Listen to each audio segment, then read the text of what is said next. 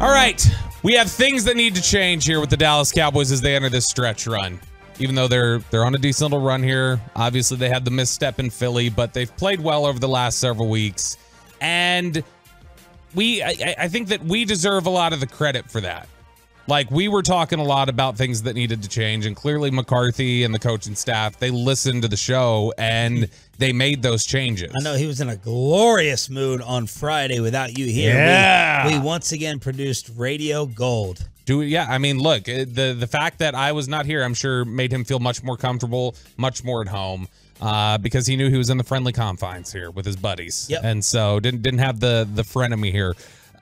Here's the thing, is that he also was probably thrilled because of all the assists we've given him to these victories and changing things. And we've got a couple other ones that I think we can give him. Some other things that will improve this football team. Last week, while you were out, we went over the stats of shifts, motions, bunch formations. Broadus called me the other day, and he's like, it's clear as day after week 4, something changed in terms of going down the field.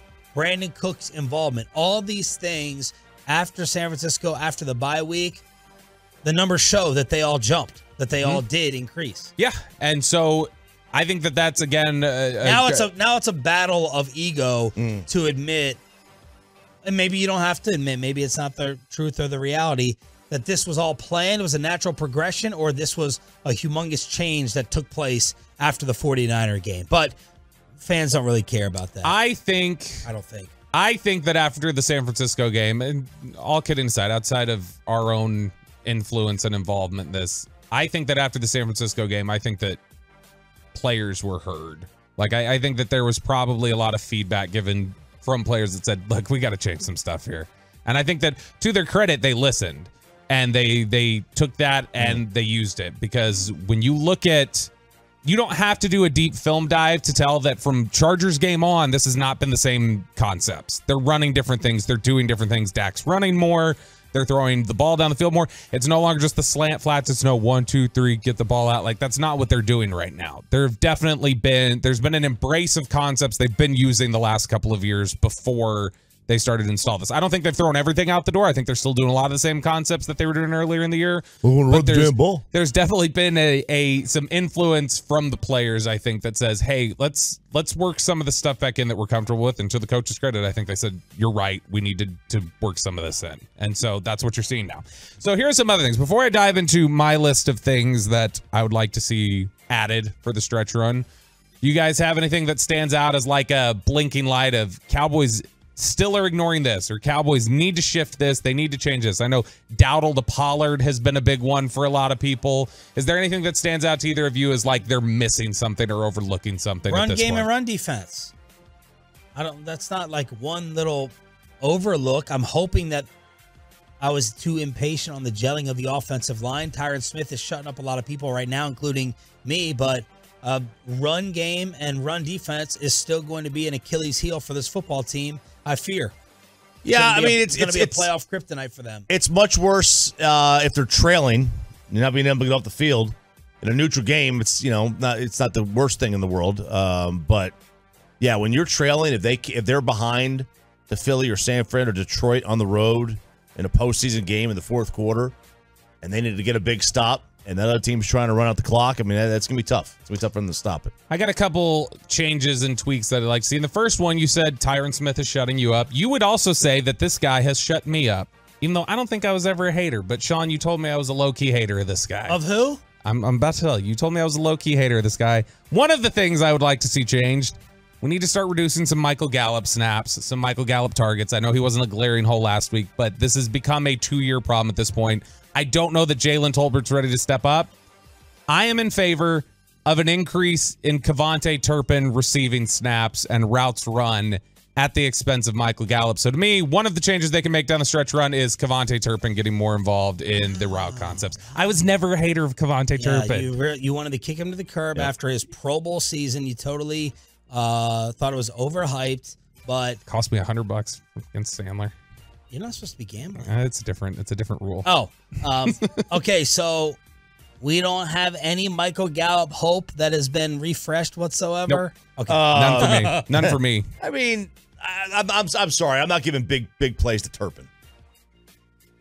I mean, they're still throwing big targets to Gallup. Like to me, you can definitely work him in. Here's his snap counts over the last 6 weeks on offense from Turpin. Turpin? Yep.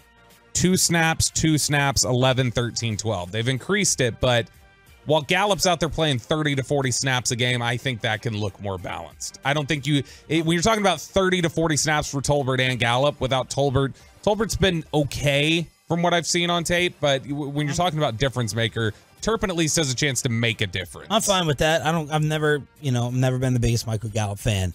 Last 4 weeks, he's been targeted 3, 3, 2, 5. So they're not force feeding him or anything. Fine. You want to get more targets to Turpin? Deal. Boom. Next one. I want more snaps for the Michigan tight end. That's what I want. Don't look over at me Ferguson? like that. No, not over Ferguson. I want to go. You want to do 2 tight ends? No. What year is this? Nope.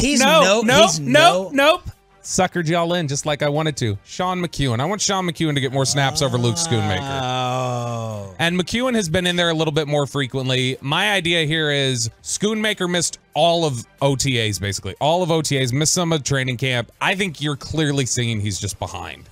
And to me, it's like, hey, let's get a guy in there, Sean McEwen, who's been in the building for the last 4 years, has worked in the Dak yard, has spent his time there, is somebody who blocks well, somebody that Dak trusts, knows where he's going to be able to do those things. Whenever you're putting 2 tight ends out there, put McEwen out there instead. Let Schoonmaker, instead of worrying about game plans every week, let him spend more time in the classroom. I'm fine with just reducing his role for a little bit. It's a longer-term play anyway. Ferguson has stepped up more than you probably anticipated he would have, so it's not like you need to lean on Schoonmaker. So to me, while Schoonmaker's trying to basically catch up to all that OTA and minicamp stuff that he missed, just give those reps to McEwen for a little bit, maybe through the end of the season, and just really bank on year 2 for Luke Schoonmaker. So wow, that's my thought there. I did fall for that. I fell for it too. I've not heard anyone with that type of suggestion. I suckered Brian with it the other day too. Brian was like, "Oh, you want to give more to Schoonmaker?" I was like, "Gotcha, fool." I'm talking about the other Schoonmaker, I thought you were doing this to complete your narrative and try to be right, because Schoonmaker was your guy. Yeah. I still really believe in Schoonmaker's upside. I think he can be a big time player for them, but it's something that he's clearly not ready. It's the same thing that happened with Tolbert. Tolbert ran into last year. He got hurt early on, missed OTAs, missed minicamp, and that set him back significantly. I think that's the same sort of thing that Schoonmaker ran into, and it just put him behind. Because looking at these other rookie tight ends, man, oh man, makes me bitter. I'm seeing Laporta, and I'm seeing Kincaid. And I'm like, man, they're balling out. It's been frustrating. The other one, was it Musgrave, rookie too? Yeah. Musgrave was a guy they liked a lot too.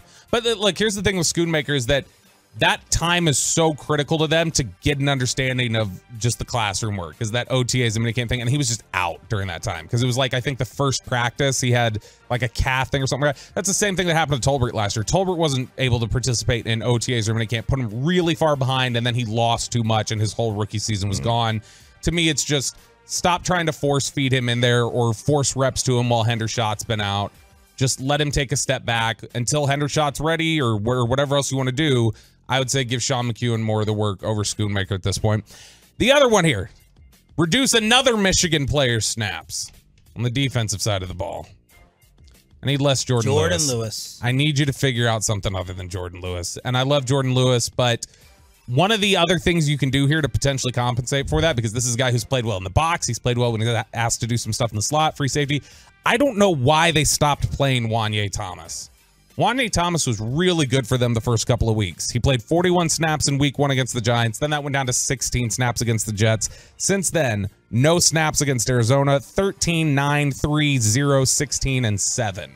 And when he's been out there, he's not played poorly. He's been good. Whether it's been he's asked to play in the box like Marquise Bell, or he's asked to play back like Donovan Wilson, or he's asked to play in the slot like Jordan Lewis. He was asked to step in and cover for Jordan Lewis when Jordan Lewis went out. He took a lot of the slot snaps against the Giants last week, and he played really well. To me, whether it's Wanye Thomas or you try figuring out one of these other guys in your corner room, once Nashawn Wright's healthy enough, or Igbenogany, or whoever else you want to run out there, you've got to do something other than Lewis because he has become the guy they pick on. Why don't we bring Kelvin back? I know that you were out last week. You couldn't advocate for that. He got cut in Miami. Yeah, I know, which is awful for him. I know there's a great hip hop scene in Miami. There's a lot to do down there. But no, I would not. I know that Broadus was arguing for bringing back Kelvin Joseph. Was he? Yes, he was, because he said you've lost CJ Goodwin, and so the special teams could stand him. There's never been any question. We know he's a great gunner. Everybody knows that. We've all seen that. Yeah, he is. It's the problem is him actually playing on the football field. The gun wasn't mine. Yeah, exactly. Kelvin John Morant, whatever. Of course, the corner that everyone's talking about is Deron Bland. Mike McCarthy on Bland tying the NFL record for 4 pick sixes in a season. Just a remarkable young player. I think you just watch the way he plays, and it's a great example of the details that he plays with, especially for a young corner. The shallow crossing route kind of drifted upfield a little bit, and he cuts under it and takes a perfect angle and makes a huge play. So I just can't say enough about him. He's done it since the first day. He's played so well last year for us, and he's having an incredible season. And here's my final bold suggestion. It's good you played that clip there. For right now, travel Deron Bland. Travel him. When they stick Thielen in the slot and they take advantage of guys like that, Bland's shown he can play the slot. He can play inside, outside. It doesn't bug him either way. So to me, it's... Is he better one side or the other? No, not that he's shown. A lot of people think he's better in the slot, actually, even though that's not where he played primarily. But he's somebody that I think if you've got a matchup like a Thielen where they are not going to take Thielen out of the slot, if that's where they're going to stick him, they're going to play him, then travel Deron Bland inside. Don't let Adam Thielen, the only guy who can beat you on the Carolina offense, don't let him beat you. Move Bland inside, let him follow there. If they've got a guy who plays inside, outside, they move him around, just let Bland follow either side of the field, into the slot, do whatever. Bland has shown by far he is the best cornerback on the team right now. Deron Bland has the same or more. Here are the guys who have scored the same or less touchdowns than Deron Bland on the year. Travis Kelce, Devontae Adams, DK Metcalf, Jalen Waddle, Tony Pollard.